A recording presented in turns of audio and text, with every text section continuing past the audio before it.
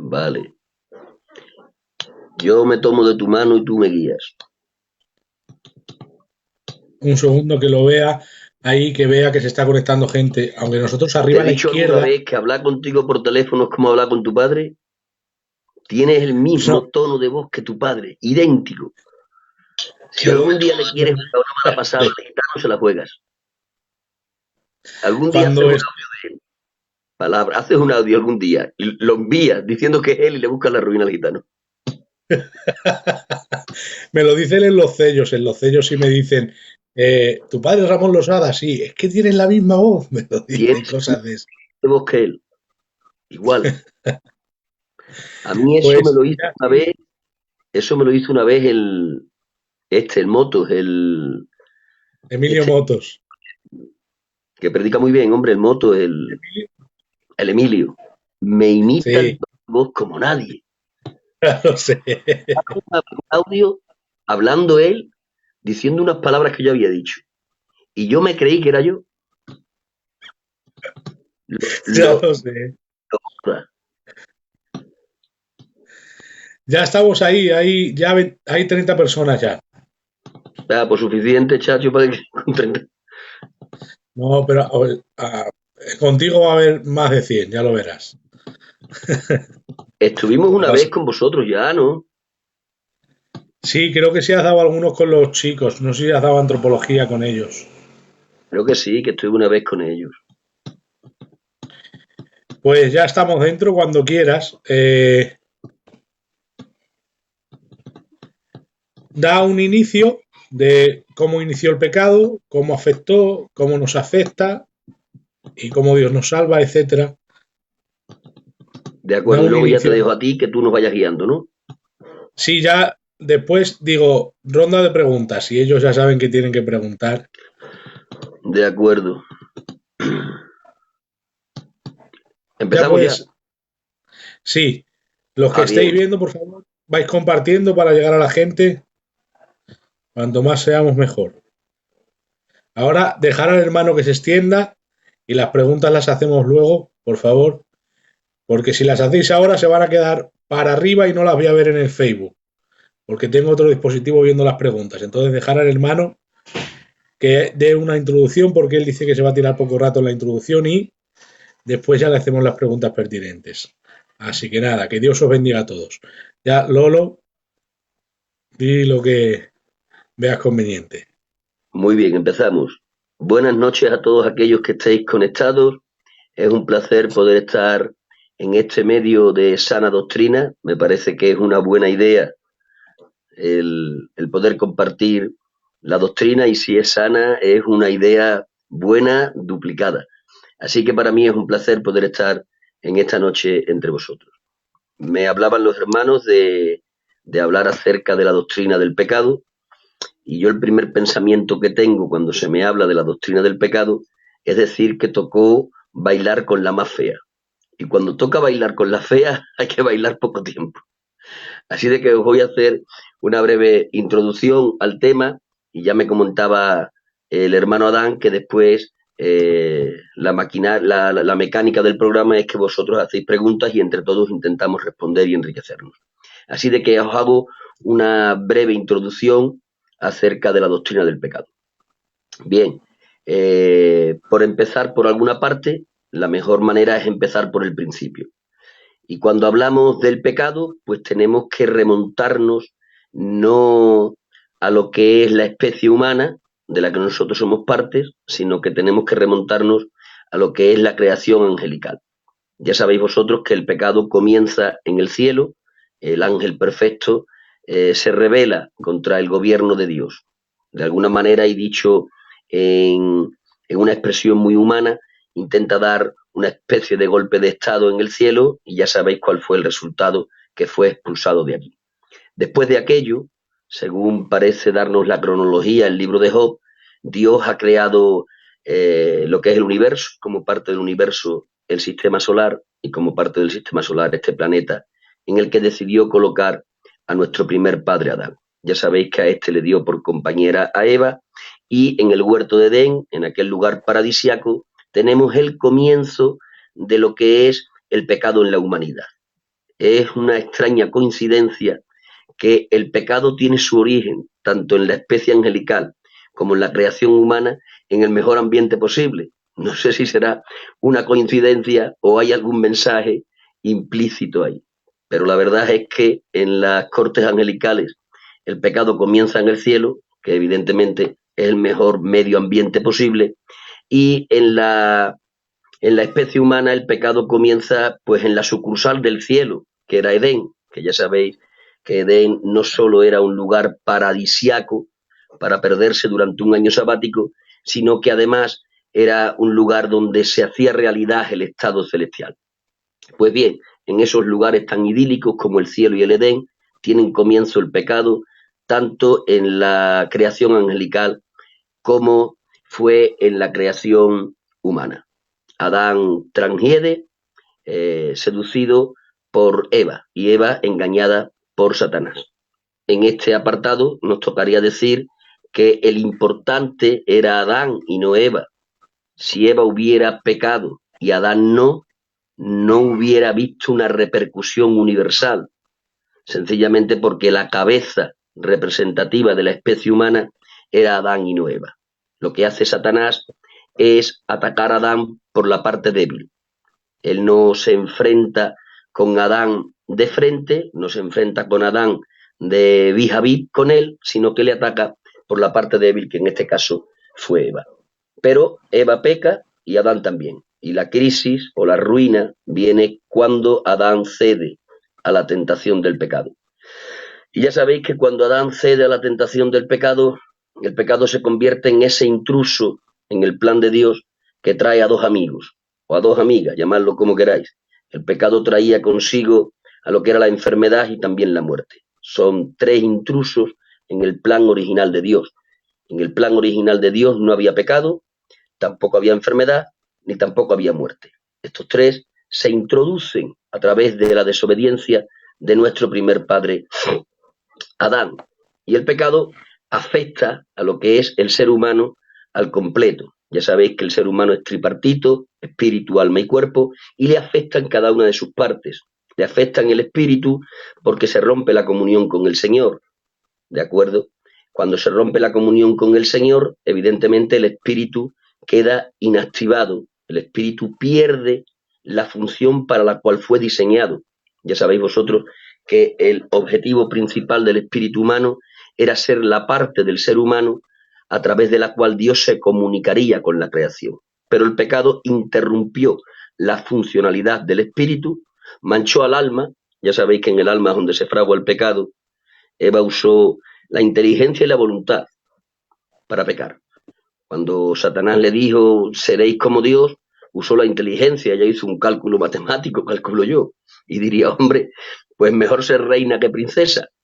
Y cuando ella quiso escalar a la divinidad, pues estaba usando la inteligencia. Y el mal uso de la inteligencia le llevó a usar o a mal usar la voluntad. Por lo tanto, también afectó al alma y evidentemente al cuerpo, porque a partir del pecado el cuerpo tiene que volver al polvo del que fue tomado. ¿De acuerdo? En este respecto, por no extenderme mucho, cabe la posibilidad de que el cuerpo, si no hubiese pecado y hubiese obedecido tomando del árbol de la vida, hubiese procedido a poder ser un cuerpo que se hubiese convertido en un cuerpo glorificado, que es lo que nosotros tendremos por causa de la fe en nuestro Señor. Cabe la posibilidad de que si Adán hubiera estado obedeciendo permanentemente sin desobedecer y tomando del árbol de la vida y no habiendo comido desde la ciencia del bien y del mal, ese cuerpo se hubiera ido regenerando, no sabemos en qué forma, hasta alcanzar a ser un cuerpo preparado para vivir sin necesidad de morir. Decimos esto por lo que el texto sagrado dice después de que pecaron Adán y Eva, cuando Dios puso aquel ángel con la espada flameante alrededor del huerto, alrededor del árbol, perdón, y Dios hace una expresión y dice, no sea que en estado de pecado, alargue la mano, coma y viva para siempre. Parece ser que la consecuencia de tomar del árbol de la vida era poder vivir para siempre, lo cual también nos lleva a otra conclusión, y es que el plan de Satanás tenía dos partes. Por una, era primero hacer pecar a Adán, y la segunda parte era convertirle en un pecador eterno como él. Primero le hago comer del árbol de la ciencia del bien y del mal, y estando en pecado le llevo a comer del árbol de la vida y completo mi plan. Eso parece indicarnos la Escritura. Y ya sabéis que el pecado de Adán y Eva después repercutió en lo que fue toda la humanidad. Adán le abre la puerta al pecado, el pecado entra con la enfermedad y la muerte, y dice la Escritura en Romanos capítulo 5, se nos enseña esto de lo que os voy a hablar ahora. Ahí en Romanos capítulo 5, principalmente ahí, después se pueden coger otros textos satélites alrededor de este, pero este sería el texto principal, en el que se nos enseña que el pecado de Adán tuvo repercusión sobre toda su descendencia. De alguna manera esto nos enseñaba que en Adán se estaba jugando la suerte de todo el género humano. Parece ser que si Adán triunfaba, todos triunfábamos con él, y si Adán fracasaba, todos fracasábamos con él. Estas reflexiones las hace San Pablo en la carta a los Romanos, en el capítulo 5, cuando nos enseña que aun aquellos que no pecaron a la manera de Adán, es decir, aquellos que pecaron sin conocimiento, también morían. Es decir, llevaban la sentencia por pecar sin haber conocido lo que era el mandamiento del Señor. El apóstol San Pablo hace esa reflexión, diciendo que el que no tiene conocimiento no se le inculpa de pecado. Pero el propio apóstol, ya era una pregunta retórica para expresar lo que él quería, dice que cómo entonces desde Adán hasta Moisés todos heredan la sentencia del pecado si pecaron sin conocimiento, ya que la ley no comienza hasta que aparece Moisés. Y el propio San Pablo explica que eso es así por la imputación del pecado original, que es así como le llamamos en términos doctrinales o teológicos. Entonces, el pecado de Adán no solo le repercute a él personalmente, sino que nos repercute a todos los que fuimos descendencia de él. La solución de Dios fue, ya sabéis, nuestro Señor Jesucristo, el postrer Adán, que así le señala la Biblia. Ya sabéis que el postrer Adán es un título más de los muchos que se le dan a Jesús, y cuando se le señala con ese título, se está refiriendo la Escritura a que él vino a reconstruir lo que el primer Adán había destruido. Es por eso que también en la carta a los Romanos, San Pablo, resumiendo mucho esta doctrina, San Pablo ahí en la carta a los Romanos dice que en Adán todos mueren y en Cristo todos son vivificados. Es decir, lo que el primero destruye, el segundo lo reconstruye. Y ahora nosotros, en este tiempo actual, tenemos acceso a esa obra perfecta que hizo Jesús mediante la fe. Y es mediante la fe que nosotros podemos solventar todo el problema que el pecado trajo a la humanidad. Esto sería así a bote pronto, ¿de acuerdo? Hemos hablado del origen del pecado en Satanás, en las cortes angelicales, hemos visto el origen del pecado en la especie humana en el huerto del Edén, donde hemos visto que el pecado afecta al hombre en su espíritu, en su alma y en su cuerpo. Hemos visto también que después ese pecado de Adán tiene una repercusión en el resto de la humanidad, porque él era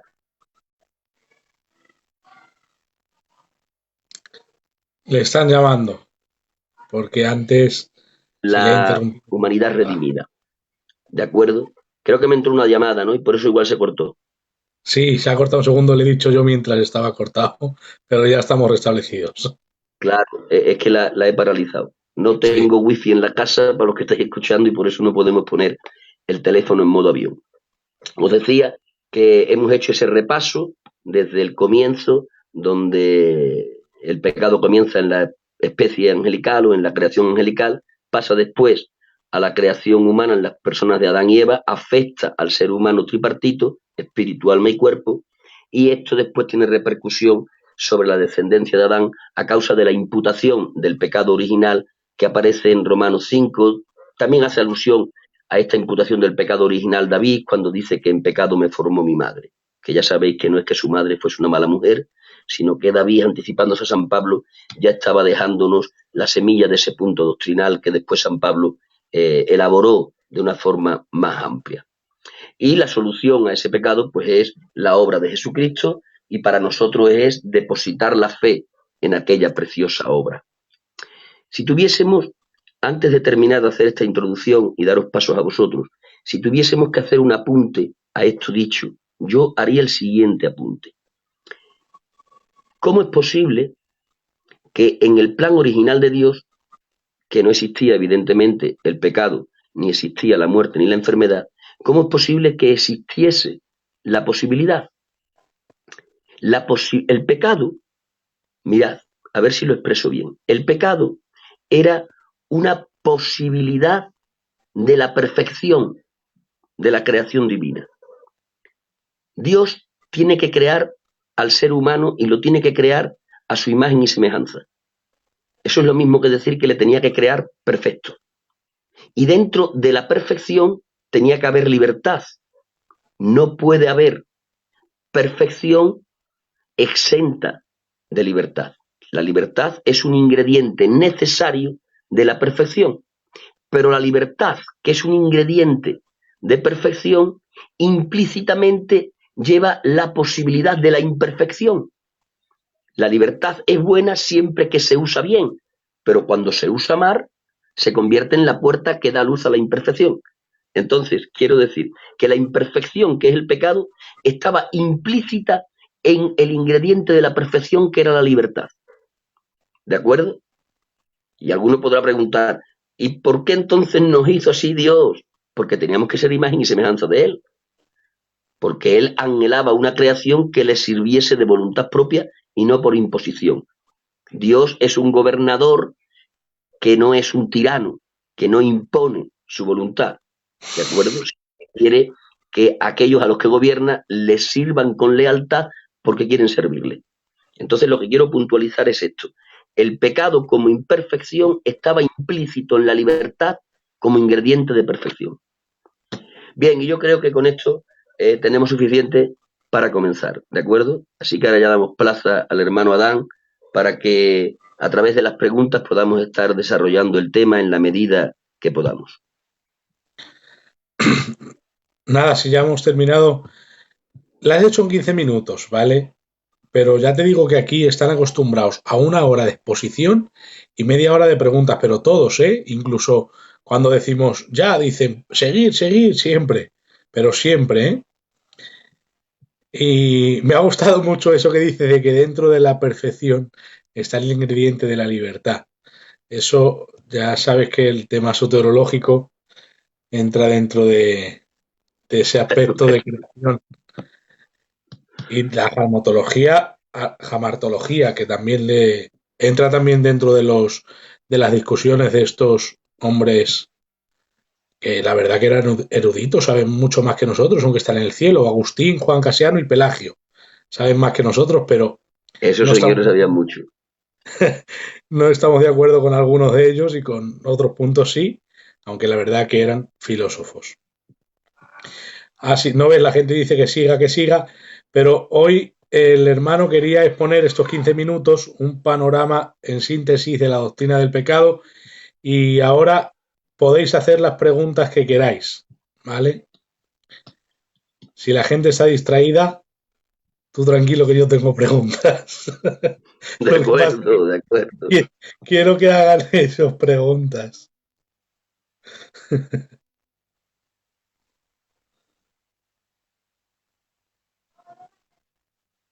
Isidro, ahora podéis hacer las preguntas, venga. Quien tenga preguntas que las haga. Si veo que no hay preguntas, yo le hago preguntas. Hay preguntas que seguro que van a salir por ahí. Yo tengo una, ¿vale? Es que para empezar, Peligroso. quizá es rara. ¿Vale?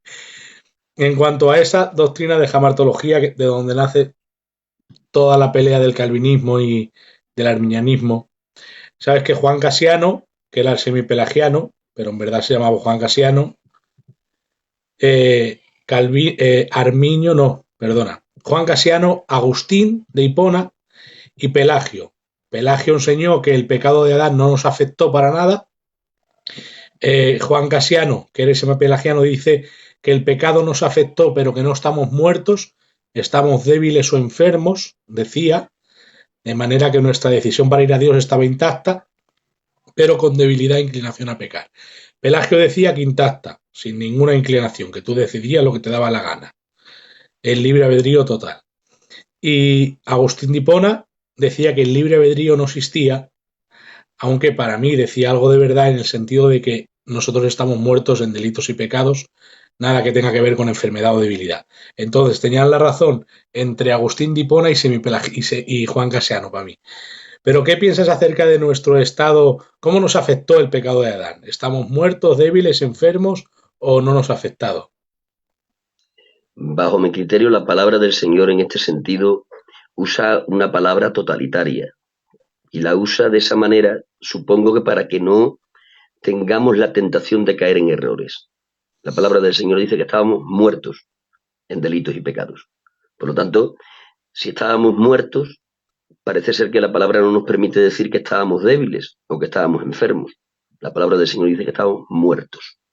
De hecho, yo creo que el estado del ser humano, cuando nacemos en el nacimiento natural, cuando nacemos de nuestras madres y aparecemos en este mundo, nacemos en pecado y nacemos muertos, sin posibilidad de poder tener por nuestra propia voluntad la capacidad de ir a Dios en términos, en términos naturales. Cuando hablamos de un muerto, que un difunto, un difunto, yo qué sé, motívalo, ¿no? Y dile al difunto, levántate, y dile al difunto, sonríe, y dile al difunto, bate las palmas, y hazle un espectáculo al difunto delante de él. Y el difunto no va a poder disfrutar de nada de lo que le estás enseñando, ni puede reaccionar, porque el difunto lo que necesita es vida, ¿de acuerdo? Llevémosle a un difunto un cuadro de Goya, y digámosle al difunto lo precioso que es el cuadro y los matices de colores que tiene, y expliquémosle todo lo que queramos. Y el difunto no va a poder apreciar nada. ¿Por qué? Porque lo que necesita el difunto más que nada es vida. Entonces, ni aunque lo alentemos a que bata las palmas, ni aunque lo alentemos a que grite, ni a que se levante, ni aunque le enseñemos la mayor obra de arte, él no va a poder reaccionar ni al aliento nuestro, ni a la exposición de la belleza más grande que haya en el mundo. ¿Por qué? Sencillamente porque está muerto. Y la escritura es categórica, dice que estamos muertos en delitos y pecados. Por lo tanto, el pecado de Adán se nos imputa con toda su consecuencia. Nosotros estábamos todos implícitos en los lomos de Adán. Por eso dije en la introducción que en Adán se jugaba la suerte del género humano. Si Adán triunfaba, triunfábamos con él, y si Adán fracasaba, fracasábamos con él. Fracasó Adán y se nos imputó el pecado con todas sus consecuencias. Y la consecuencia inexorable del pecado es muerte. Por lo tanto, si estábamos muertos en delitos y pecados, tenemos que decir que por sí solo el ser humano no tiene la capacidad de salvarse. Es por esto que Dios, entre comillas hablo ahora, se inventa lo que es el punto doctrinal de la convicción de pecados a través de la persona del Espíritu Santo. Es decir, que Jesucristo viene, mirad bien, Jesucristo viene enviado por el Padre y cumple aquel misterio de la encarnación, ¿no? O sea, Dios haciéndose hombre, se hace hombre, vive sin pecado, muere sustitutoriamente, de forma sustitutoria, y después resucita como evidencia de que ha matado al reino de la muerte. Es decir, él viene del cielo, enviado por el Padre, cumple el misterio de la encarnación, vive sin pecado, muere de forma vicaria y resucita como prueba de que ha vencido. Pues de que ha hecho todo eso, de que ha hecho todo eso Dios en la persona de Cristo, es como que Cristo está diciendo, todo esto que yo he hecho, con la perfección que tiene, que no hay que añadirle ni un ápice, para que esto ahora sea efectivo en la humanidad, hacen falta dos cosas. Una, la locura de la predicación, que es un método de salvación de locura, y dos, que la predicación sea usada por la persona del Espíritu Santo para crear convicción de pecado en el corazón del pecador. Si estas dos cosas no se dan, el sacrificio de Cristo, siendo perfectísimo, no sería efectivo. El sacrificio es perfecto, completo, no se le puede añadir. Pero para darle efectividad, hace falta que alguien predique, que esa es la metodología de salvación, que Dios la define como una locura, y después que esa predicación, que no es otra cosa que ponerle voz a la palabra de Él, que no se trata de que yo diga lo que quiera, se trata de que yo diga lo que Dios dice. Cuando yo le pongo voz a su palabra, eso es predicar. Esa es la locura. Y ahora el Espíritu Santo tiene que usar esa palabra, que es el único que la puede usar con efectividad. Por eso a la palabra se le llama la espada del Espíritu. Y cuando el Espíritu, usando la palabra, golpea el corazón del incrédulo, golpea el corazón del hombre que está en pecado, entonces es cuando éste recibe convicción, que no es otra cosa que convencimiento. Ahí queda convencido el hombre por su pecado. Y en ese momento de quedar convencido, el hombre sí tiene la capacidad de poder decidir. Es decir, la obra de convicción del Espíritu Santo usando la palabra es la que pone el momento idóneo de vida en el muerto para que el muerto pueda decir que sí. Si el muerto dice que sí, en esa luz de vida que pone la convicción de pecado, el muerto pasa a la vida. ¿De acuerdo? Pero si en ese momento de luz, convicción de pecado crea en el muerto decide no seguir a la indicación del mensaje, el muerto se queda en el estado en el que estaba. Entiendo la convicción de pecado como un rayo de vida sobre un muerto que si decide seguir al rayo de vida, mantiene la vida que ese rayo trae, y si decide rechazar o resistir al llamamiento de Dios, retrocede al estado de muerte en el que estaba. ¿Me expliqué? Sí, sí. Esto ya lo había explicado yo más veces. No te quería decir palabras que pudiesen inclinarte a explicar cosas, ¿sabes? Quería que dijeses tú cosas libres, pero crees lo mismo que yo. En doctrina de soteriología histórica, eso se llama estamos depravados, la palabra de Dios enseña que estamos depravados e incapacitados de ir a Dios por nosotros mismos, pero el Espíritu Santo nos atrae por medio de la predicación primera, como primera instancia general, aunque haya otros métodos, que puede tirar a alguien al suelo como a Pablo, o le puede dar a uno un sueño, etcétera. Pero lo principal es la palabra de Dios. ¿Cómo creerán si nadie les predica? Y lo segundo, que has hablado que como un rayo de luz es la elevación espiritual que los arminianos clásicos, entonces crees lo mismo que yo, arminiano clásico puro. Muy bien. Los arminianos clásicos llaman la gracia precedente o la gracia preveniente, que es el Espíritu Santo enviado previamente para asistir al pecador para que tenga la capacidad de poder creer el mensaje. Ahí entra el don de la fe, que es un don común dado a todos los que escuchan el mensaje. No negamos que el hombre es el que al final tiene que decir sí o no. ¿De acuerdo? Claro. Porque entonces, si no puntualizamos esto, estamos rozando lo que Calvino enseñaba. Sí. Es decir, y esto lo tenemos que puntualizar para no crear malos entendidos.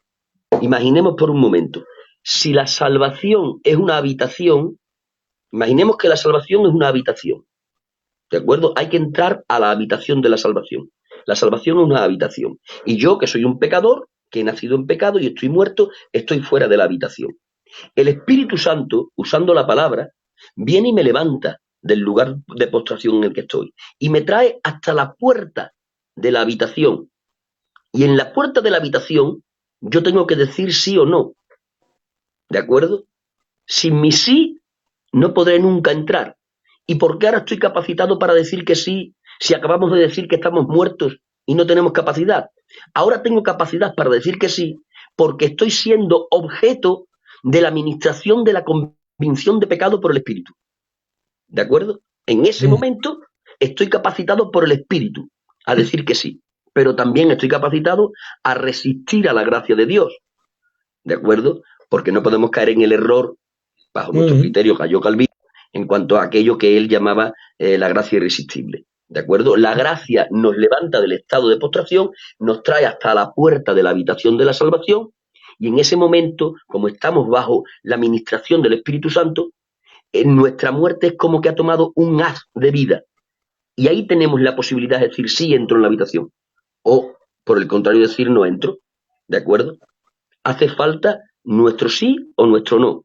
Pero indudablemente, si el Espíritu no nos hubiera traído en la convicción de pecado, por sí solos, jamás hubiéramos podido ser salvos.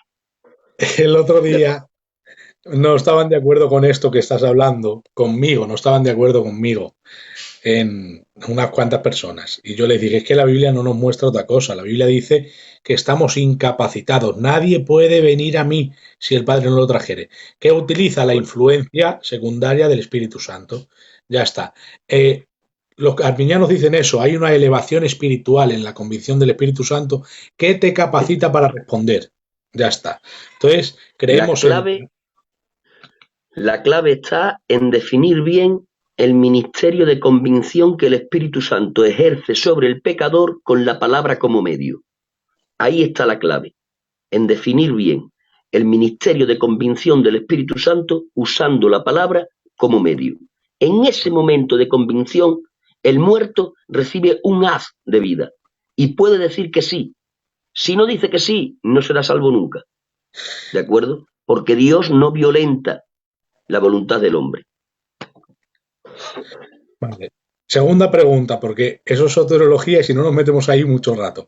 Vale. Cuando dice que era el postrer Adán, ¿es porque venía en la misma condición? Cuando Cristo vino como postrer Adán, ¿venía en la misma condición que el primero? Eso pregunta. Aunque no es De soteriología, pero... acuerdo.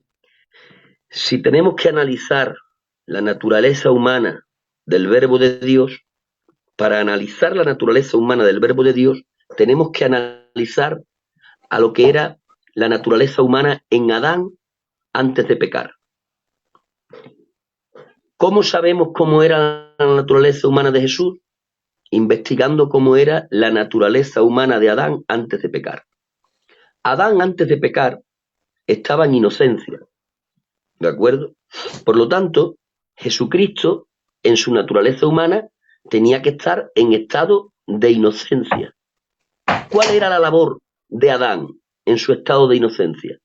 La labor de Adán en su estado de inocencia era evitar llevar a su descendencia al estado de muerte y procurar, por la obediencia, llevar a su descendencia a un estado de gloria.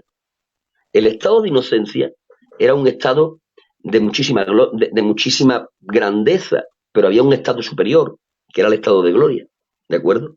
Al estado de gloria, Adán nos podía llevar por la obediencia o por la desobediencia, llevarnos al estado de muerte. A mí el estado de inocencia, con toda la grandeza que tenía, me gusta a veces definirlo como un estado neutro. Si desobedeces, acabas en muerte, pero si obedeces, acabas en gloria. Entonces, en ese estado de inocencia, que tiene muchísimo poder, la inocencia es un poder, en ese estado de inocencia en el que fue creado Adán del polvo de la tierra, es el mismo estado de inocencia que el Espíritu Santo creó en la naturaleza humana del Verbo en el vientre de María. Tienen que estar equiparados el primer Adán con el postrer Adán. Y luego la diferencia entre ellos es que el primer Adán, por la desobediencia, nos rebaja de inocentes a muerte, y el postrer Adán, por la obediencia, nos saca de muerte y nos lleva a vida. El postrer Adán hace dos trabajos: sacarnos del estado de muerte en el que nos quedó el primer Adán y llevarnos al estado de gloria al que el primer Adán nos tenía que haber llevado y no nos llevó. Con lo cual digo que el estado de la Iglesia es un estado superior al estado de Adán cuando estaba en inocencia. Solo que nuestro estado de gloria está incompleto porque todavía nos falta el cuerpo de gloria, ¿de acuerdo? Pero lo que ganó Cristo en la cruz para nosotros no fue para devolvernos al estado original de Adán, fue para llevarnos donde Adán nos tenía que haber llevado y que no nos llevó. ¿Me explico? Yo sí, lo que pasa que es otro que tiene que entenderlo. Está, Bien, pero vale. Bueno, si no se entiende así, eso lo explicamos de otra manera. eso me lo tienen que decir aquí, el que ha hecho la pregunta, que ha sido mi primo Johnny. Emilio Silva Vargas. Mi pregunta es, ¿Dios crea a Adán y Eva eternos y fue el pecado el que rompió esa eternidad? Era condicional, claro, pero respóndele. Su pregunta es esa. ¿Dios crea a Adán y Eva eternos? ¿El pecado rompió esa eternidad? Mi opinión es que no. Mi opinión es que Dios crea a Adán con la opción de que sea eterno, pero no lo crea integralmente eterno. Es decir, la eternidad de Adán dependía de su obediencia, y el romper el estado de inocencia para llevarlo a muerte dependía de su desobediencia. Por lo tanto, no lo crea integral en el sentido de crearlo eterno, no. Y el pecado rompe eso, no. Por definirlo de alguna manera, vuelvo a usar el término que he usado antes, por usar un término que se deje entender. Yo creo que Adán es creado en estado neutro. Si obedece y toma del árbol de la vida sin tomar del árbol de la ciencia del bien y del mal, Adán pasa de inocencia a gloria. ¿Por qué? Porque su cuerpo se hubiera glorificado y hubiera entrado en eternidad. Pero si desobedecía, su cuerpo volvería al polvo del que fue tomado. Entonces él no es creado eterno, sino que es creado con la posibilidad de heredar eternidad por la obediencia, pero también con la posibilidad de heredar muerte por la desobediencia. Condicional. Hacen una pregunta que esta es más sencilla.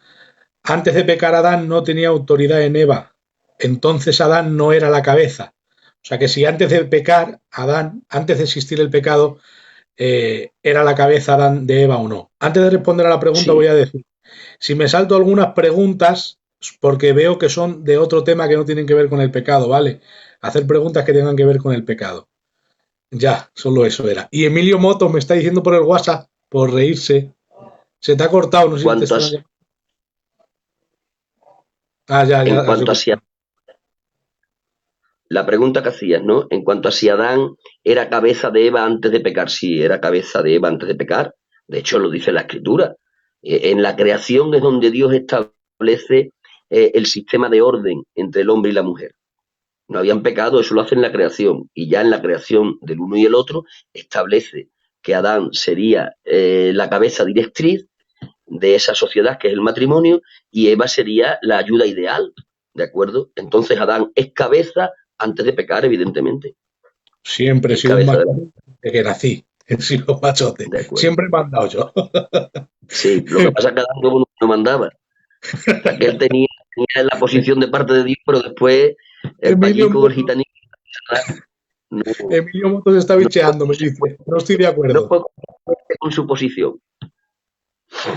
Emilio Moto se está bicheando, dice, no estoy de acuerdo. Y me lo dice por el WhatsApp para que te lo diga. Jeromico García, el que ha estado antes con nosotros, pregunta, aunque esa es una pregunta común en la doctrina del pecado, Adán, dile que explique cómo se peca, en espíritu y en alma, esa pregunta que siempre hacen. ¿Con qué es que se peca? Bien, vamos a ver si entendí bien la pregunta. El pecado se cuece en el alma, es en el alma donde está la identidad del hombre, es ahí donde está el ingrediente del intelecto y también de la voluntad, que son imprescindibles para poder pecar. El pecado que se gesta en el alma se consuma en el cuerpo y queda afectado todo el ser. Entre ese todo ser que queda afectado está el espíritu, que es lo que hablábamos en la introducción, ¿no? El espíritu queda inhabilitado, hablando del pecado de Adán, el alma queda sucia porque es donde se ha gestado el pecado y el cuerpo, que es el que lo ejecutó, lleva la sentencia de tener que volver al polvo. Entonces se gesta en el alma, se consuma con el cuerpo y el que queda en estado disfuncional es el espíritu. Vale. Cuando la serpiente engaña a Eva, ¿era Satanás dentro de la serpiente como los demonios cuando entraron en los cerdos o tomó esa forma para engañarles? Bueno, cualquiera de las dos ideas que quieras tomar no rompe nada. Si quieres tomar la idea de que Satanás entra en una serpiente y la toma, o que simplemente toma una figura como una serpiente, bueno, pues ninguna de las dos opciones rompe nada vital, entonces cualquiera de las dos sería posible. Cualquiera de las dos sería posible. Lo que habría que preguntarse es que si Eva conocía el idioma animal, o es que la serpiente hablaba el idioma humano, porque no se sorprenden ni ella ni la serpiente. A ver, porque si hay preguntas que ya las has respondido mientras estabas hablando.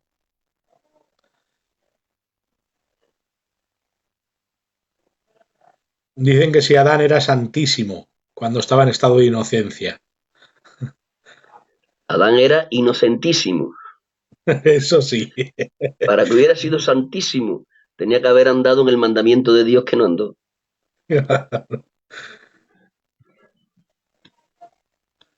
A ver, claro, hombre. A ver, es que preguntan cosas que se podrían responder.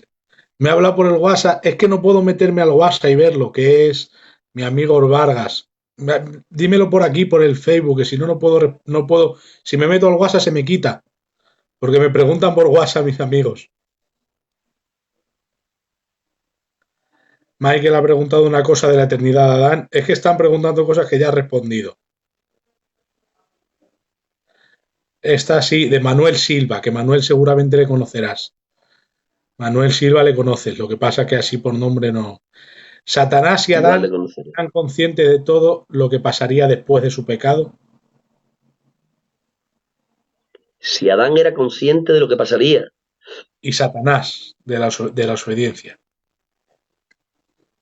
que Adán era consciente es indudable, ya Dios lo había advertido. O sea, Dios le hace una advertencia a Adán y le dice lo que le va a pasar si toma del árbol prohibido. La Biblia de Adán tenía un par de versículos. Come de todos los árboles y de ese no comas.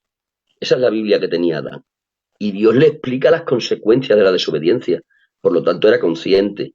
Quizás el texto sagrado no nos cuenta tal, todo lo que conllevaba la advertencia divina, ¿no? Pero no hay que perder de vista que Adán tenía un coeficiente intelectual fuera de lo común. O sea, Einstein era un analfabeto. Einstein, el coeficiente intelectual de Einstein era ridículo comparado con el coeficiente intelectual de Adán. No hay que perder de vista que Adán, en su inocencia, le pone nombre a todas las especies de animales, a todas, que eso ya es algo bárbaro. El hecho de que él no comprendiese la advertencia que le estaba haciendo Dios con todas sus implicaciones, a mí me parece que él, en su estado de inocencia, con el coeficiente intelectual que tenía a causa de la inocencia que gozaba, me creo que él era perfectamente consciente de que el resultado de su pecado era una ruina total a lo que era el plan que Dios había fraguado para él. Absolutamente. Eleazar Rodríguez. ¿Hay grados de pecado? ¿Qué consideramos pecado de muerte o no? Son dos preguntas, pero vamos, que es la misma. Si hay grados de pecado y qué consideramos pecado de muerte. Evidentemente hay grados de pecado, eso es indudable, y cuando hablamos de pecado de muerte, bajo mi criterio, en términos generales, podríamos decir que el pecado de muerte es todo pecado, porque el pecado da luz muerte. El pecado practicado da luz muerte. Entonces diríamos que el pecado de muerte es un pecado que se practica. Luego, si quisiéramos ser más concretos, podríamos derivar la definición del pecado de muerte yéndonos al famoso pecado imperdonable, ¿no? Que es el pecado o la blasfemia contra el Espíritu Santo. Pero podríamos responder desde las dos vertientes. Hay distintos grados de pecado, indudablemente, hay distintos grados de pecado. Y no todos los pecados tienen la misma importancia. Hay pecados de mayor graduación y por lo tanto de mayor importancia, y pecados de menor graduación y por lo tanto de menor importancia. Por eso es que en el infierno hay distintos grados de castigo, porque Dios, que es justo, dice que el que vive en pecado y en incredulidad va al infierno, pero después también dice que en el infierno, dependiendo del grado de conocimiento y de la gravedad del pecado, los azotes serán más o menos. Por lo tanto, si hay distintos grados de castigo, es porque hay distinta graduación de pecado. Eso por ahí. Con respecto al pecado imperdonable, decimos, un pecado imperdonable es un pecado practicado, un pecado de muerte, ¿de acuerdo? Un pecado de muerte es un pecado practicado, ya está. Cualquier pecado que se practica y no pasa por el filtro del arrepentimiento te va a llevar a la muerte. Ya no hablamos de la muerte física, sino que hablamos de la muerte eterna. Un pecado practicado que no pasa por el filtro del arrepentimiento es un pecado de muerte. Pero después, si quisiéramos hablar en términos concretos, el pecado de muerte tendríamos que analizarlo a la luz de la blasfemia contra el Espíritu Santo, ¿de acuerdo? Que ahí, si entramos a examinarlo, tendríamos que hablar de que hay un condicionante que hay que tener muy en cuenta a la hora de analizar la blasfemia contra el Espíritu Santo. Y es que el problema de la blasfemia contra el Espíritu Santo no es tanto que Dios no te pueda perdonar como que el que lo comete no se puede arrepentir. ¿De acuerdo? Dios puede perdonar todo, porque el sacrificio de la cruz es tan amplio que toda clase de pecado cabe en él.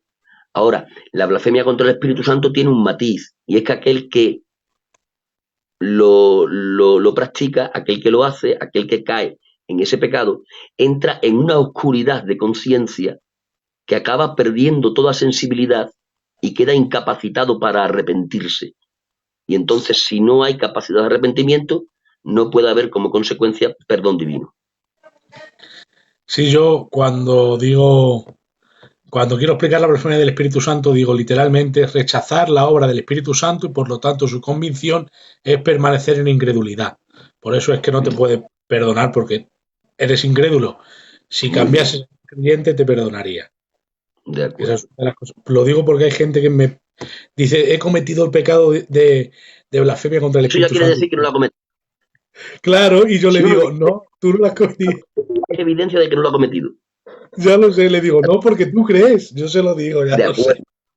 El que diga, ay, tengo miedo, he practicado el pecado contra la blasfemia, o he cometido la blasfemia contra el Espíritu Santo. Ya hay que decirle, tranquilo, que si tienes esa inquietud es porque tú no lo has cometido. Ya lo De sé, acuerdo. yo se lo digo. Lo que pasa que muy mal, va muy triste Lolo. Le tuve que ministrar un tiempo y todavía le sigo hablando. Y se le explica de 20 maneras. Hay una pregunta aquí, aunque ya le has respondido antes. ¿Podemos decir que la idolatría es un pecado del espíritu, ya que la adoración es una función del espíritu? La idolatría es un pecado del espíritu. No lo considero así, yo considero que la idolatría es un pecado del hombre. De hecho, es un pecado que se remonta pues, prácticamente a los orígenes de la humanidad cuando ya cayó en pecado, pero creo que la idolatría es un pecado en el que entra el conjunto del hombre, el espíritu, el alma y el cuerpo, ¿de acuerdo? Y se fragua en el alma también, ¿eh? O sea, la idolatría nace en el alma del hombre y Sí, luego es una puerta claro, terrible a la inmoralidad, que ya no es solo la idolatría. La idolatría es la claro, puerta que te lleva después a la inmoralidad. Entonces no creo que nazca del espíritu, sino que se comete desde el alma y después se consuma en el cuerpo. sí, pero es que estoy pensando, y yo sé lo que le lleva a pensar eso a Amador Maya. Amador Amaya. Es porque, claro, como dicen, hay que adorarle en espíritu y en verdad. Pero eso lo dice en referencia a que Dios es espíritu. Pero no, Claro, un burro no es un espíritu, un burro es un de burro, acuerdo. un becerro es un becerro. Vale, antes cuando me preguntaban que si estaba en inocencia o era santísimo, se refería a Cristo. Lo que pasa es que no la había puesto. Y me ha dicho ahora, no, Adán, no, Cristo. ¿Cristo estaba en estado de inocencia o era santísimo? Esa era la pregunta. En su naturaleza humana, subrayamos eso, en su naturaleza humana es inocente y después él fragua un camino de santidad en su naturaleza humana por la obediencia exactísima a todos los preceptos de Dios. Él nace inocente y en el desarrollo de su vida termina santísimo. Hablo siempre de su naturaleza humana, ¿eh? Hablando en su naturaleza humana. Él nace inocente y en el transcurso de su vida de obediencia concluye santísimo, indudablemente. Sergio Asael Saladín Martínez, que es un amigo mío profeta. ¿Cuál es la diferencia de inmortal y eterno? Pues que el inmortal tiene principio y el eterno no. Sí, claro, es por. Vale, es que ellos por eterno entienden. Estamos hablando de sempieterno, principio sin fin. Pero sí, la pregunta la respondió perfecto, porque la pregunta está mal formulada en verdad. Se refiere a qué diferencia hay entre inmortal y una vida que nunca acaba. Que yo creo que en verdad es lo mismo. Es igual. Claro, ya O lo sea, sé. yo tengo un principio y no tengo un fin. Pero ya sea salvo o condenado, ¿eh? Yo tengo un principio y no tengo un fin. Ya sea salvo o condenado. Aunque hay también vertientes que creen que los que van a condenación sí tienen un fin. Porque ya sabes tú que hay gente que cree que el infierno es limitado. Y nosotros creemos que no. Pero yo digo que ojalá y lo fuese, ¿eh? Si a mí Dios me Sí, tomase opinión, yo le diría, ojalá y lo fuese mejor para ellos, oye. yo Claro, también. Aniquilacionismo, la doctrina del aniquilacionismo. Ese claro. tema no lo hemos tocado. Bueno, sí lo han tocado, sí. Lo tocó Diego Escudero, es verdad. La paga del pecado es muerte física, preguntan. La paga de pecado es muerte en términos generales. Y entre ese término general entra la muerte física. Entra también la muerte como separación de Dios en cuanto a comunión, a imposibilidad de comunión con Él, y entra la muerte eterna que estamos hablando del infierno.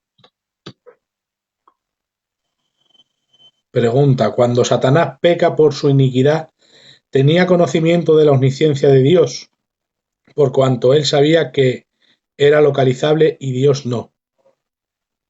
No sé si es una No pregunta entiendo completa. esa pregunta. Es que es una pregunta y después una aclaración. Que si Satanás sabía de la omnisciencia de Dios. Claro. Mi criterio es que sí, que Satanás conocía que Dios era omnisciente. De hecho, él sabía que Dios era Dios. Vale, ahí ya han respondido. Hace una pregunta aquí que antes ya la has dicho. Has dado un matiz que he sonreído. Cuando me veas sonreír es porque has dicho algo que me gusta, pero no podemos decir mucho. Vale, porque el otro día estuve hablando de la doctrina de la reprobación, los réprobos, la apostasía irreversible, también toqué, los enjuiciados por Dios, adormecimiento espiritual y el espíritu de mentira de tesalonicenses, en un grupo selecto de la gran tribulación que rechazan la mentira y se complacen en la injusticia. Entonces, antes has dicho que uno llega a un momento espiritual tan que entra en una tiniebla del cual ya no puede salir, que eso es lo que se llama un reprobado en teología. Entonces me dicen aquí, ¿hay solución para un pecado practicado o el Espíritu Santo se marcha si es que se va de una persona y no vuelve? O sea, un apóstata, la apostasía irreversible, ¿sí o no? Vamos a ver, nosotros creemos en la apostasía, que es la posibilidad de perder la salvación. Y a la misma vez creemos en la reconciliación, que es la posibilidad de volver a retomar la comunión que se había perdido. Creemos en una cosa y en la otra. ¿De acuerdo? Ahora bien, creyendo que la apostasía existe, que es lo mismo que decir que el Espíritu Santo se puede marchar, dicho de una forma más comprensible, ¿no? Creyendo esto, también tenemos que decir que aunque creemos que la salvación se puede perder, de la misma manera creemos que no es fácil perder la salvación, ¿de acuerdo? La dificultad en cuanto a perder la salvación no estriba tanto en nosotros como en Dios. A Dios le costamos tantísimo, tantísimo le costamos, que Dios irá hasta los límites que su naturaleza le permita para impedir que un hijo suyo se pierda. Pero después la posibilidad de perder la salvación existe, porque si no tendríamos un grave problema, sobre todo con la carta a los hebreos. Creemos que existe la posibilidad de perder la salvación, con lo cual creemos en la apostasía, pero también creemos a su vez en lo que es la reconciliación, ¿de acuerdo? Y creemos que una persona que por la práctica del pecado llega a ese extremo de perder la salvación, creemos que existe la posibilidad de que esa persona vuelva a reconciliarse con el Señor. Pero ya decimos que aun creyendo que la salvación se puede perder y después retomar, que esto parece un idioma, parece que estás hablando de un partido de tenis, ¿no? Mandas la pelota y te la devuelven. Dentro de que creemos en esto, siempre tenemos que decir la dificultad que entraña. Nunca podemos perder de vista que aunque la salvación se puede perder, no es fácil perder la salvación. ¿De acuerdo? No es fácil porque el precio fue demasiado alto y la fidelidad de Dios hacia ese precio que pagó por nosotros le lleva a ir hasta los límites que le permiten su naturaleza para impedir que un hijo suyo se pierda. Pero como existir, existe. Me preguntan a raíz de la inocencia de Cristo en su naturaleza humana al inicio de su vida, que si era inocente Cristo podía pecar, me dicen. La posibilidad, la Vale, impecabilidad. vale, vale. La impecabilidad de Jesucristo. Ya sabéis que la gran mayoría de los teólogos, por lo menos de los que conocemos, creen en la impecabilidad de Jesús. Y luego hay una minoría que cree que esa posibilidad que nunca se dio existía. Ya sabéis lo que dice una escuela y otra, que no traigo nada nuevo. Los que creen en la impecabilidad de Jesús, ellos vienen a decir que aunque tenía dos naturalezas, había una sola persona. Por lo tanto, ellos dicen, si Jesús tenía posibilidad de pecar, es que tenía posibilidad de pecar en su deidad. Y esto ya es imposible, porque Dios y el pecado son totalmente incompatibles. La naturaleza de la deidad y el pecado se repelen. Entonces, esto es lo que aportan los que creen en la impecabilidad de Jesús. Dicen que como nada más que había una persona, aun con dos naturalezas, que no se podía pecar o no había la posibilidad de pecar en la naturaleza humana, porque ese pecado tendría que surgir de la persona divina. Y entonces ellos argumentan diciendo la incompatibilidad entre la deidad y el pecado haría imposible que Jesús tuviese la posibilidad de pecar. Los que creen que en Jesús había la posibilidad de pecar, lo basan más que nada en comparar su naturaleza humana con la naturaleza humana de Adán. Y dicen que si Adán tuvo la posibilidad de pecar, el postrer Adán tenía que tener también esa posibilidad que después nunca se dio. ¿Cómo salvamos en esta segunda posición el tema de que hay una sola persona divina con dos naturalezas en el misterio de Cristo? Bueno, pues hay quien salva eso diciendo que el hecho de que Dios es omnipotente, pues le lleva a poder hacer lo que Dios quiera, ¿de acuerdo? Y desde esa perspectiva hay algunos que se atreven a decir que Dios en su deidad no es que no pueda pecar, sino que no quiere pecar. Y claro, ahí entraríamos en otro debate que sería profundo. Dios no puede pecar o no quiere pecar. Porque claro, el no poder es una incapacidad y entonces atentaría contra su omnipotencia. No sé si me estoy explicando.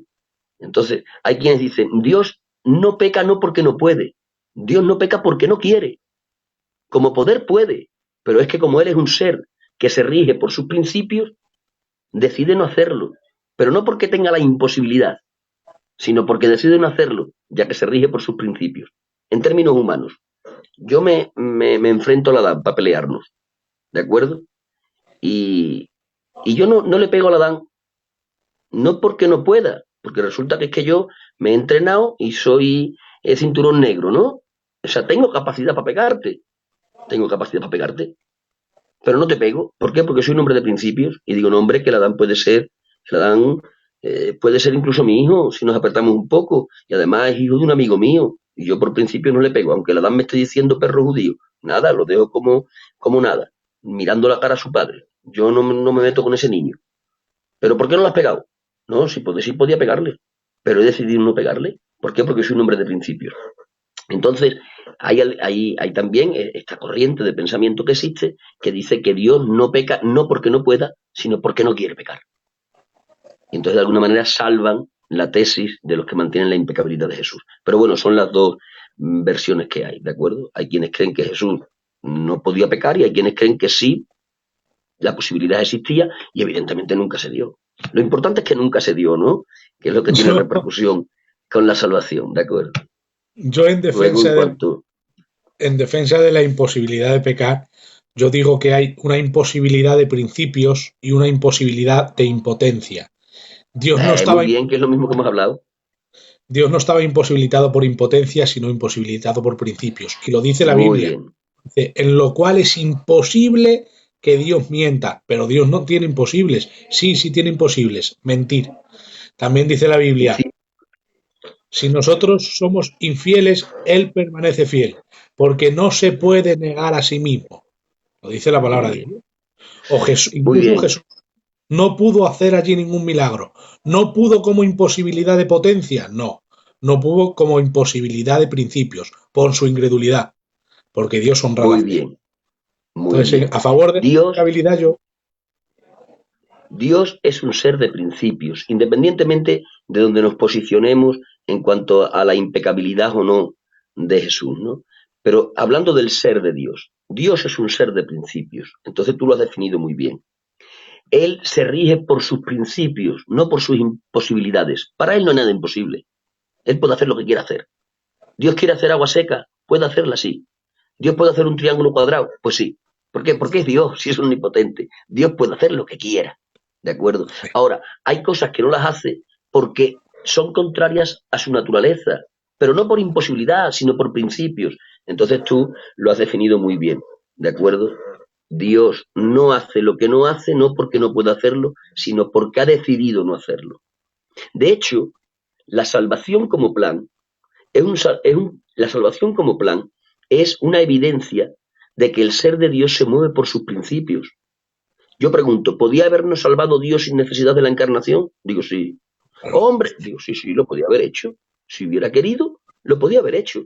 Pero como Él es fiel a sus principios, y Él sabe que en sus principios de judicatura no puede dejar un delito sin condena, por ser fiel a ese principio, le costó perder, pero perdió por ser fiel. Dios en términos humanos es muy formal. En términos gitanos, el problema entre comillas de Dios es que es excesivamente formal, porque por mantener su formalidad pierde. Él podía haber rescatado al hombre sin necesidad de la encarnación. Lo podía haber hecho. ¿Hubiéramos ido alguno a decirle algo? Nadie. Dios mira para arriba y no hay nadie más. No tiene jefe a quien darle cuenta.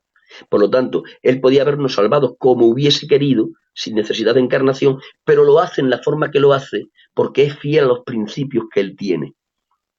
Entonces, si el plan de salvación se rige por principios y no por imposibilidades, todo lo demás también. Hay un verso que siempre utilizo en la doctrina de la propiciación que dice en Proverbios, dice, el que condena al justo y el que justifica al impío, ambos son abominación a Jehová. Entonces, él no puede justificar al impío porque sí. Entonces ha tenido que preparar Estamos. la propiciación. Hay que pagar, de acuerdo. La Muy bien. propiciación. Una pregunta que es verdad que hay una cosa aquí un poco rarita que dice mi amigo Michael, dice, Eva pecó antes del pecado, o sea, tenía la posibilidad de pecar antes de tomar del fruto, porque dice en Génesis 2:17 que Dios le dijo, no podrás comer del árbol. Pero también dice en el 3:3 de Génesis, Eva le dice a la serpiente, Dios nos ha dicho que no podemos comerlo ni siquiera tocarlo. Y eso es como una añadidura, Dios no dijo que no podían tocarlo. Se agarran al esquema de la literalidad de la literatura del Génesis. Entonces, ¿mintió antes de tomar del fruto? ¿Ya había pecado antes de tomar del fruto? Esa es la pregunta. Qué rara, ¿eh? Oye, está muy bien planteada la cosa, ¿eh? Está muy bien planteada la cosa. Porque es verdad que ella le añade al mandamiento divino. Es verdad, le añade al mandamiento divino. Pero vamos, yo me creo que el pecado se consuma cuando ella toma del fruto prohibido. Aunque ese tema es un tema para meditarlo, ¿eh? Lo que acaba Yo de hacer sin esa pregunta. seguramente la clave, estoy segurísimo, está en la palabra hebrea tocar. De acuerdo, Seguramente seguramente. tenga que ver con una imposibilidad más amplia, un abanico que nosotros no entendemos y Eva sí lo entendió. Porque claro, Pero hablaba. es digno de echarle unos minutos a eso que dice esa pregunta, ¿eh? Aunque decimos que el pecado se consuma cuando toma del fruto prohibido. Voy a mirar esa palabra en hebreo, ya verás qué tiene que ver con esa Sí, palabra. habilidad, Te de lo enviaré acuerdo, a WhatsApp, ya verás qué tiene que ver con eso. de Noé acuerdo, Motos sí, Abadía, el hermano del seguramente. Emilio, nuestro amigo, Hermano del pregunta, Emilio. el hermano del Emilio Motos, el Noé, Ah, nuestro Noé. amigo, ¿qué diferencia hay? Esta me gusta, entre pecado, iniquidad y maldad. Me gusta porque es bonito explicar esas cosas. Pecado, iniquidad y maldad. Vale, vale, vale. Está bien. Eh, Dentro de que hay matices que lo diferencian, todo queda englobado en el pecado. Hay ocasiones que en los matices que diferencian a esas tres definiciones se han sacado conclusiones que han llevado a errores. ¿De acuerdo? Hay quien, buscando la diferencia de matices entre pecado, iniquidad y maldad, han llegado después a conclusiones erradas, porque le han atribuido a la maldad un significado, a la iniquidad otro y al pecado otro. Pero yo, no queriendo entrar mucho ahí, porque ya digo que sé que la diferencia de matices en los significados ha llevado después a otras doctrinas que nosotros no compartimos, ¿de acuerdo? Yo sí digo que todo queda englobado en el pecado, ¿de acuerdo? La iniquidad es verdad que tiene un matiz, que es la diferencia del pecado común, por decirlo de alguna manera, y la maldad también tiene unos matices. Pero dentro de que hay matices que diferencian al significado de cada una de esas palabras, decimos que todas están englobadas en el pecado. ¿De acuerdo? Si no abrimos la primera puerta del pecado, no encontraremos la puerta de la iniquidad, y si no abrimos esta, no encontraremos la puerta de la maldad. Pero eso no implica nunca que después puedan haber herencias de unos para con otros, ¿eh? Esto nunca implica, ni aun cuando hemos tocado la iniquidad y la maldad, va a implicar necesariamente que después dejemos en herencia a otros algo que nosotros personalmente hemos hecho. El hombre que pecare, o sea, el hombre que comete el pecado, de forma individual, es el que recibe la responsabilidad de lo que ha hecho.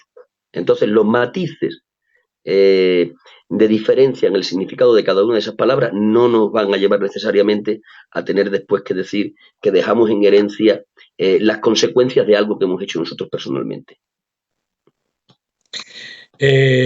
Hay una pregunta, bueno, hay dos preguntas, pero como son la misma, me preguntan si el árbol era literal o la serpiente era literal. Hablaba literalmente.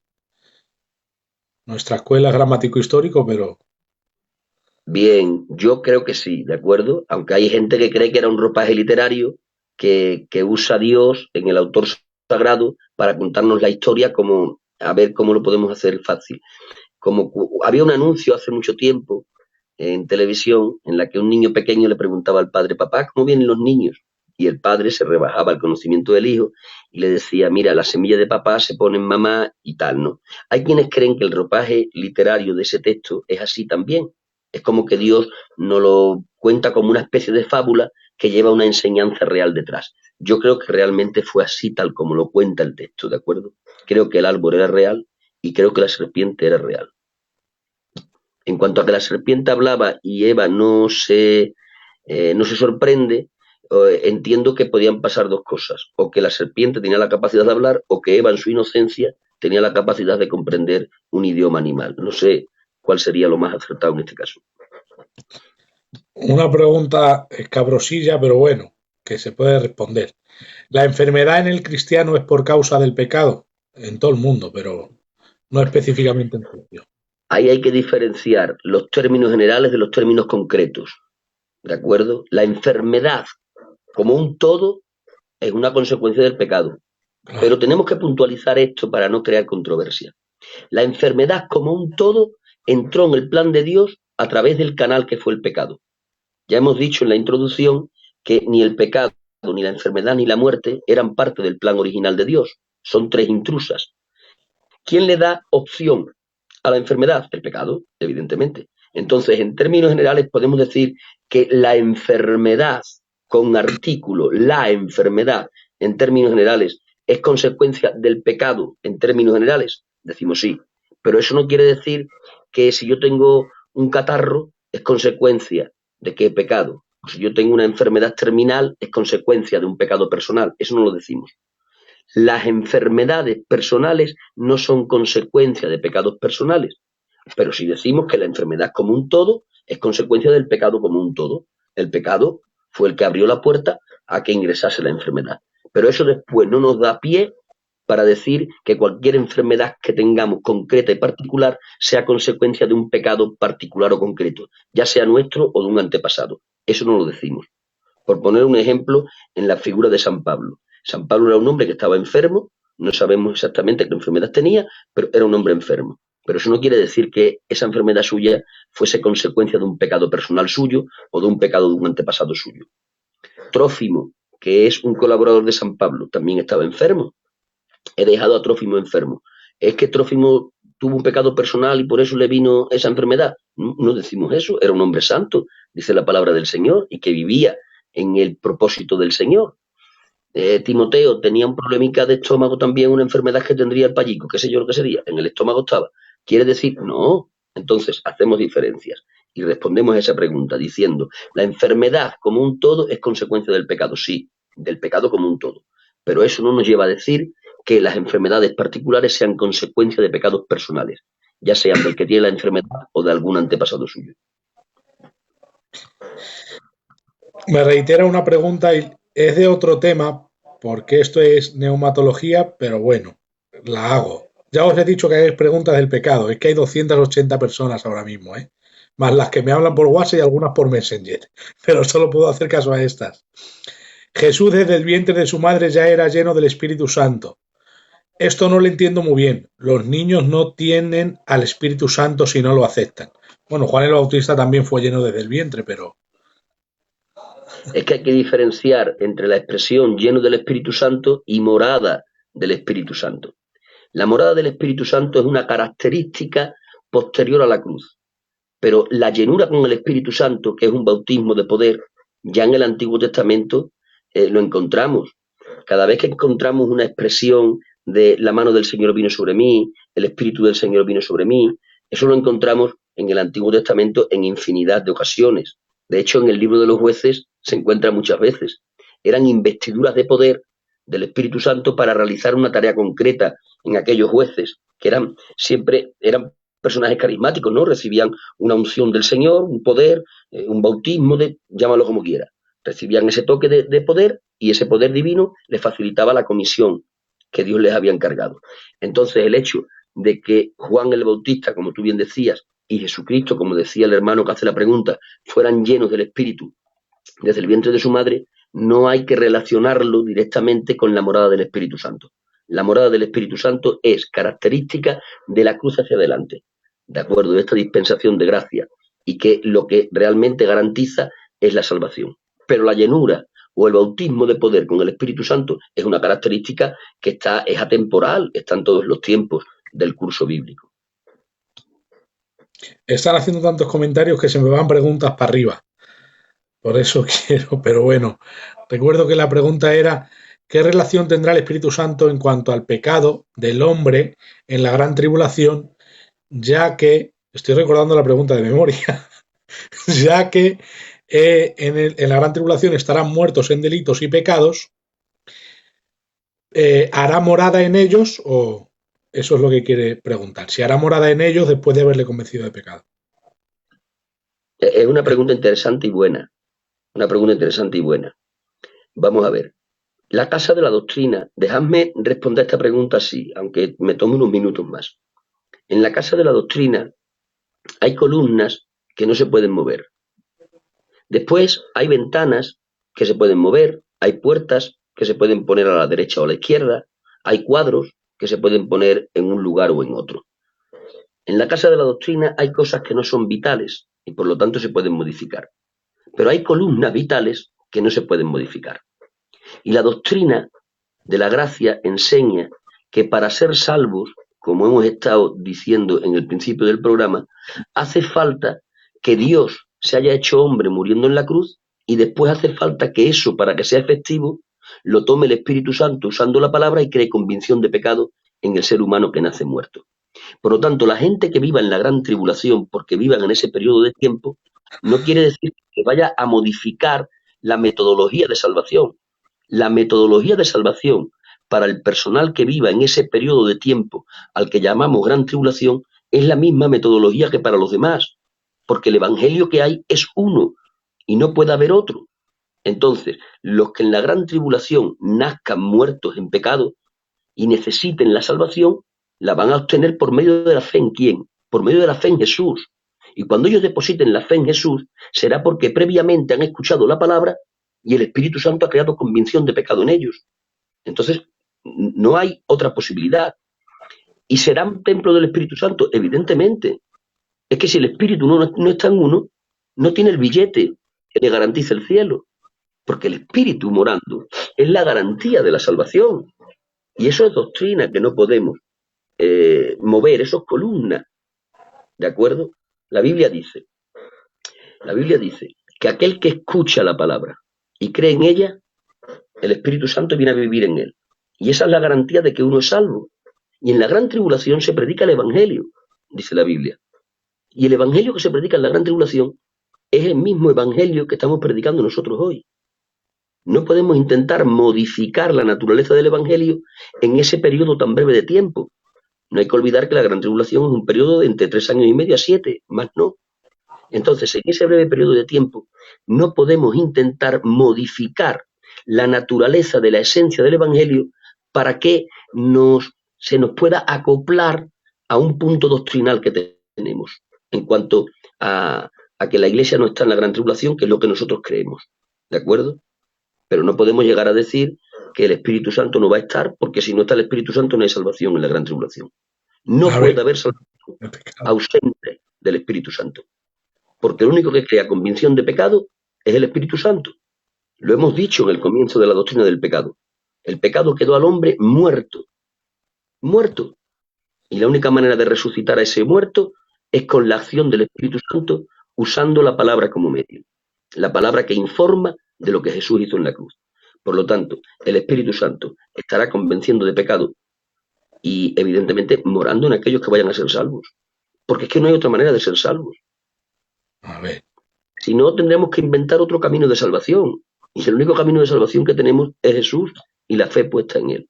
Y la consecuencia de poner la fe en Jesús y en su obra es que el Espíritu Santo viene a morar y te garantiza esa salvación que has adquirido por la fe.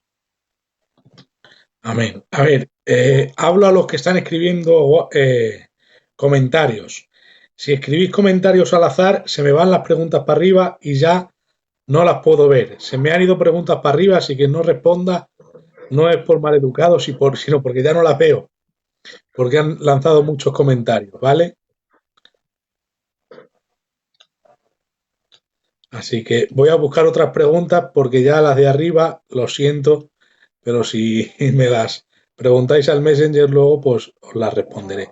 Hay una cosa que tengo que decir, ¿vale? Es que me da un poquito, me da coraje, ¿vale? Es que dicen, dicen que si tentaron a Cristo es porque vea posibilidad de pecar, si no, no era tentación verdadera. Vale, basándonos en esa filosofía, entonces Dios puede dejar de ser Dios. ¿Por qué dices eso, Adán? Porque la palabra de Dios dice que él fue tentado en Masá. En Éxodo dice la Biblia que le tentaron en la rencilla de la piedra de Oreb, de esa roca que salió agua. Entonces, si Dios es tentado, es que una posibilidad verdadera de tentación es que tenga posibilidad de pecar. Entonces Dios puede pecar. Dios no puede pecar, porque si peca deja de ser Dios, porque Él es inmutable y Él es santo. Entonces, si decimos que una tentación verdadera tiene que ver con la posibilidad de caer en pecado, estamos apañados, porque entonces nos podemos agarrar a eso y sacar una muy falsa doctrina, y es que Dios puede dejar de ser Dios.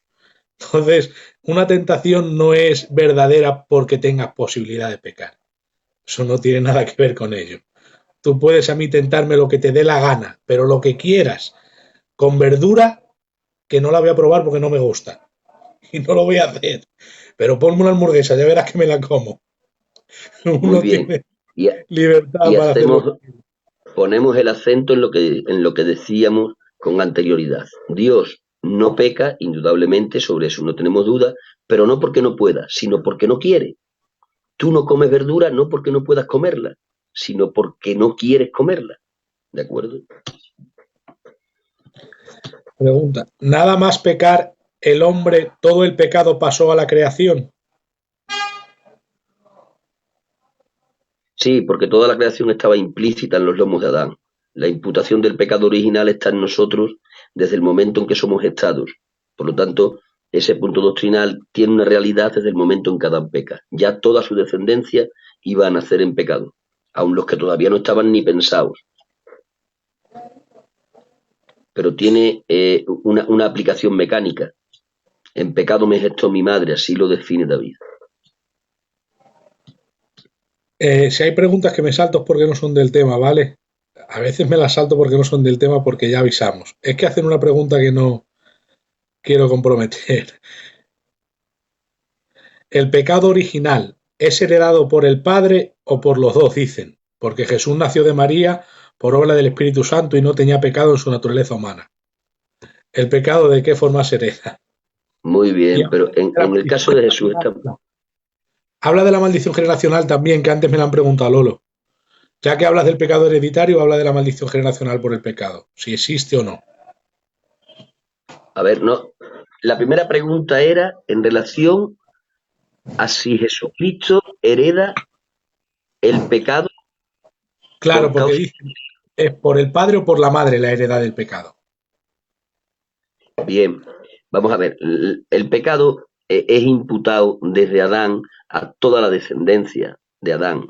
Y la descendencia de Adán, evidentemente, iba a venir por el proceso de gestación entre un hombre y una mujer.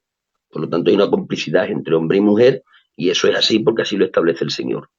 En el caso concreto de Jesucristo, es un milagro de lo que estamos hablando. O sea, lo que ocurre en el vientre de María, intentar definir eso, me parece que está más allá de nuestras posibilidades. San Pablo, siendo quien es y teniendo una mente preparada por Dios para definir toda la doctrina, cuando mira en la encarnación, entre signos de admiración, dice, grande es el misterio de la piedad, Dios manifestado en carne. Entonces, lo que ocurre en el vientre de María, sí que sabemos que no hay parte de varón, no hay cromosomas masculinos, que se suele decir muchas veces, y sin embargo, María sí que le tiene en su vientre. Hay quien pregunta, ¿pero los cromosomas de María estaban en él o dejaban de estar? Mira, para Dios no es un problema ni purificar unos cromosomas que existiesen, ni crear otros nuevos. Porque si Dios creó al primer Adán del polvo de la tierra, ya me dirás tú qué dificultad para Dios hacer cualquier otra cosa en milagro. Lo que sí decimos que lo que ocurre en el vientre de María es un milagro. Y cuando Dios lo tiene que definir por la boca del ángel, todo lo que dice el ángel en palabra de Dios es: la sombra del Altísimo vendrá sobre ti y el santo ser que nacerá será llamado Hijo de Dios. Dice que el ser que nacerá será santo, por lo cual está diciendo, no va a tener implicaciones con la imputación del pecado de Adán. ¿Por qué? Porque Jesucristo no viene de la raza caída. Es decir, Jesucristo es creado para formar una raza redimida. Por eso Jesucristo es la cabeza de la especie redimida, como Adán es la cabeza de la especie caída. Ahora, concretar qué ocurrió exactamente en el vientre de María, me creo que cuando menos a mi alcance no está. Lo que sí sé que ahí hubo un milagro del Señor. Y en cuanto a la imputación del pecado original, es verdad que es una herencia de la sentencia del pecado que se cometió en Edén, eso es una verdad, pero eso no nos debe de llevar a caer en el error de pensar que los pecados personales míos vayan a tener una repercusión en mi hijo, ¿de acuerdo? Podrán tener un efecto colateral. Es decir, si yo soy un drogadicto y contraigo una enfermedad, pues es posible que en mi hijo haya un efecto colateral. De hecho, la ciencia lo dice así, ¿no? Y cuando una persona tiene una cosita mala, pues a los hijos hay que hacerles exámenes periódicamente, porque hay un tanto por ciento de posibilidades de que lo puedan heredar. Hay enfermedades heredativas, ¿no? Tenemos el azúcar y tenemos otras tantas. Entonces, en esa índole podemos hablar de algo de esto. Pero en cuanto a la culpa del pecado, no podemos hablar que mi pecado vaya a hacer repercusión en mi hijo, en términos judiciales, con respecto a Dios. ¿Por qué? Porque esto ya lo decía Israel. Israel lo definía en un refrán. Dice, los padres comieron las uvas agrias y los hijos tienen la dentera. Esto ya lo decía Israel. Pero llegó Dios por el profeta y dijo, ya no diréis más. Los padres comieron las uvas agrias y los hijos tienen la dentera. Cada uno será responsable de su pecado. Y ahí Dios empieza a hablar de la responsabilidad personal en cuanto al pecado. Por lo tanto, el tema de Adán es porque él es cabeza representativa de toda una especie, y la imputación del pecado original de Adán sí que es una verdad que aparece en la Escritura. Ya hablábamos del pasaje cumbre de esto en Romanos 5, donde San Pablo hace la reflexión acerca de que los que nacieron entre Adán y Moisés sin tener ley, ¿por qué se les imputaba sin conocimiento? Y es San Pablo ahí donde nos explica que es por la imputación del pecado original, pero eso que ocurre en el pecado de Adán para con nosotros es algo que ocurre en Adán. ¿Por qué? Porque Adán es la cabeza representativa de toda su especie. Eso después no es aplicable a que mis pecados personales en términos judiciales de Dios tengan repercusión sobre mí. Cada uno seremos responsables de los pecados que cometamos. ¿De acuerdo? Y eso no evita que después podamos hablar de algunas enfermedades que son genéticas. Pues eso es verdad, mire usted. Pero cuando hablamos del pecado y de la sentencia judicial divina sobre él, no puede repercutir los míos en los de mis hijos. ¿De acuerdo? 10 minutos, ¿vale, Lolo? 8 minutos, hasta 1 hora y media. Y hay algunas preguntas. 8 minutos ya. Jesús tenía concupiscencia. ¿Y qué es la concupiscencia? Vale. La concupiscencia es el deseo desmedido de. No sé definirlo bien el vocablo griego. El Adán sabrá mejor. Es epitumeo, ¿no? O algo así se pronuncia. Sí, es igual. Bien, se pronuncia más o menos así. Bien, ese vocablo en su original significa deseo desmedido de. ¿De acuerdo? Entonces, no siempre concupiscencia es deseo desmedido de lo malo. No necesariamente. Concupiscencia es deseo desmedido de puntos suspensivos. Puede ser de lo bueno también. Eso es concupiscencia. En el tema de si Jesucristo tenía o no concupiscencia, pues entramos en otro debate que tiene dos escuelas de interpretación que son más viejas que todos nosotros. ¿De acuerdo? Hay una escuela de interpretación que dice que Jesús no tenía concupiscencia, porque esa escuela ya interpreta que la concupiscencia en sí es algo malo. ¿De acuerdo? No tiene en cuenta que la concupiscencia puede ser algo malo o bueno, es un deseo desmedido, pero puede ser por lo bueno también. Pero la escuela que piensa que Jesús no tenía concupiscencia lo hace ligándolo a la escuela que habla de la impecabilidad de Jesús, que siempre van ligadas. Y luego está la otra escuela que dice que sí, que Jesús tenía concupiscencia, y lo ligan pues casi siempre a la escuela que dice que Jesús nunca pecó, pero tenía la posibilidad de pecar. ¿De acuerdo? Entonces, cada cual se decante a la escuela que mejor le parezca. ¿Por qué? Porque no rompes nada vital. En la casa de la doctrina se crea una cosa o en otra no rompes nada vital. ¿Por qué? Porque todo esto queda cubierto por una verdad. Y la verdad es que Jesús nunca pecó. ¿De acuerdo? Pero vamos, a tu pregunta primera, concupiscencia es deseo desmedido de. De hecho, El el cuerpo Señor hay del un hombre. pasaje, no lo recuerdo bien, pero hay un pasaje en la Santa Cena que dice, ¿cuánto he deseado tomar esta cena con vosotros antes de padecer? Y la palabra deseado que ahí usa él es epitumea, que no sé si la pronuncio bien yo, pero es ese vocablo griego que realmente se traduce como concupiscencia. Es el mismo que de Santiago. Guardo, es el Juan, mismo, muy bien. Juan Serrano Iglesias. El cuerpo del hombre, el de Adán, vamos. ¿Era eterno por no pecar o porque comía del árbol de la vida? Bien, ya han hecho una pregunta parecida, por no decir prácticamente igual que esta, y mi opinión es que Adán no es creado eterno. Mi opinión es que Adán es creado con la posibilidad de, a través de la obediencia, hacerse inmortal y con la posibilidad, a través de la desobediencia, de acabar siendo mortal. O sea, yo creo que él no es integralmente creado de una u otra manera, sino que está en ese estado neutro en el que por la obediencia podría alcanzar inmortalidad, y la obediencia implicaba tomar del árbol de la vida, o por la desobediencia heredar muerte, lo desobediencia que se manifestaba en tomar del árbol de la ciencia del bien y del mal. Pin Jiménez Vargas, haz la pregunta y ya está. Y las voy leyendo. Si no se me quedan arriba, las voy leyendo. Roberto habla de. Otra vez preguntan por la posibilidad de apostasía irreversible, pero ya ha respondido antes. Ha dicho que se puede reconciliar. Dice Losada Jonathan, luego entonces, ¿por qué nacemos en pecado? Si un niño muere sin el conocimiento. Es una pregunta rara porque está como mal, no sé si es que se ha pasado para arriba o para adelante o para atrás, pero yo creo que quiere decir que si un niño muere, que si la consecuencia del pecado es muerte porque un niño muere, si no tiene conocimiento. Yo creo que más o menos quedará decir eso. Bien, el niño muere por la imputación, ya hemos dicho, pero muere en lo físico. Un niño nunca morirá en el aspecto eterno. Es decir, todo aquel que muere en edad infantil es salvo, porque de igual manera que se nos imputa el pecado original sin haber tenido participación activa en el pecado de Adán, así también se nos imputa la gracia de Jesús sin haber tenido participación activa en el Calvario. ¿Qué quiere decir esto? Que hay que diferenciar entre lo que es el pecado imputado y el pecado personal. Para recibir el pecado imputado no hay que hacer nada en cuanto a voluntad. Naces y ya lo tienes. Sin embargo, cuando ya entramos al pecado personal porque ya tienes conciencia, para borrar este pecado sí necesitas hacer algo que tiene que ver con la voluntad, que es arrepentirte.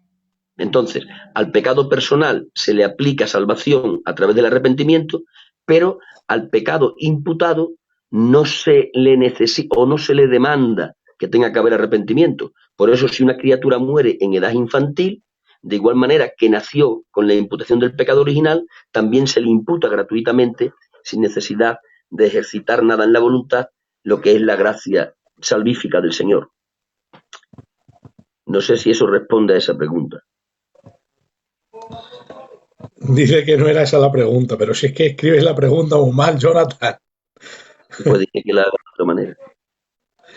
Me pregunta, aunque yo sé lo que vas a responder, porque yo creo que ya hemos hablado de ese tema, David Silaber, que es uno de los tres administradores. Yo, Eleazar y David. Las dos voluntades, gordo, pregúntale, dice. Que sin Está Cristo había dos bien. voluntades. Volvemos a lo mismo, ¿no? Son debates que tienen demasiado tiempo. Yo me remito a lo que dice la Escritura, ¿no? En cuanto al debate de si en Jesús habían dos voluntades. El texto más conflictivo o el texto más céntrico en cuanto a ese debate está en Getsemani, ¿no? No se haga mi voluntad, sino hágase tu voluntad. Habla de un mí y un tú.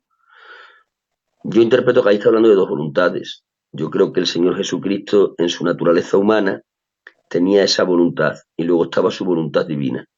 Es verdad que luego una voluntad y la otra siempre andaron en comunión y por eso la cruz fue la consecuencia de que esas dos voluntades siempre andaron en comunión, y la salvación es la garantía de que eso fue así, ¿no?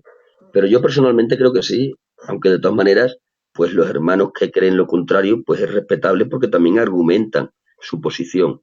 Aquí quiero decir algo, independientemente de este caso, sino algo aplicable a todos los casos.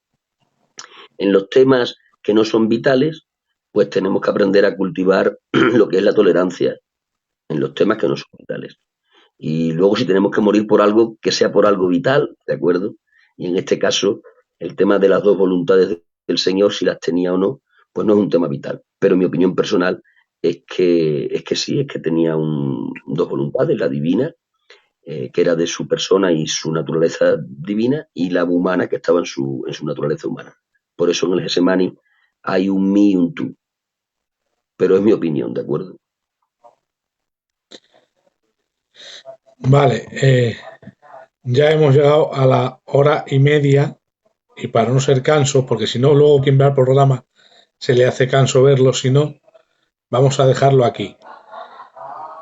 Me preguntan solo una cosa ya, que expliques un poco la unión hipostática, la unión de las dos naturalezas. Solo eso y ya te dejamos por hoy. Bueno, yo creo que eso está suficientemente explicado, ¿no? Hablamos de que es una sola persona divina que goza de dos naturalezas, ¿no? Una divina y otra humana, ¿de acuerdo? La naturaleza divina con la persona divina son el verbo de la deidad y en el milagro y en el misterio de la encarnación se asume una naturaleza humana, es decir, la persona de Dios, la persona del Verbo Divino con su naturaleza divina en el vientre de María y por la obra del Espíritu Santo, asume una naturaleza humana que une a su persona en naturaleza divina. Esto es la unión hipostática. Luego tendríamos que hablar del misterio que eso implica, pero en términos sencillos no es más que eso. Es la adopción de una naturaleza humana que se une a la persona en naturaleza divina y que bajo mi criterio se une para nunca jamás volverse a desunir. Se hace algo implícito dentro de lo que es la deidad. Y para mí ese es el misterio de que Dios se deforma por amor. Bueno, Cuando pues se no te... marchó no era el mismo que cuando vino. Dice David que te dé las gracias en nombre de el grupo Sana Doctrina este, que el Bien. primer tema que toquemos fue Cristología, por los Yo arrianos. también estuve aquí con Cristología. No, el primer tema que toquemos, el primer vídeo que hicimos fue de Cristología, porque había muchos arrianos y por eso comencemos a hacer estos vídeos y veíamos que tenía resultados. Ya nos odian los arrianos, los testigos de Jehová, nos odian los Exacto. calvinistas, nos odian un montón de gente, pero han sido una Pues bendición. cuidaros, no van a hacer algo que vean por ahí. David Gilaber, que lo agradece de corazón. David Gilaber es de Alicante, es un niño muy noble, muy buena Muy bien. gente, de verdad. Y nada, pues nada más. Así terminamos porque la gente dice sigue, pero digo, no lo hago por nosotros, lo hago por el gitano, que acaba de salir de un sello también, porque me lo habías dicho Sí, antes. acabo de terminar un sello, sí. Pues ya descansa, ya apaga los móviles y hasta mañana. Y ya está. Despídete de los Dios os hermanos y ya. bendiga muchísimo. Y Despídete, ya en otra sí. ocasión estamos juntos. Venga, pues, me desconecto. Adiós. Dios os bendiga.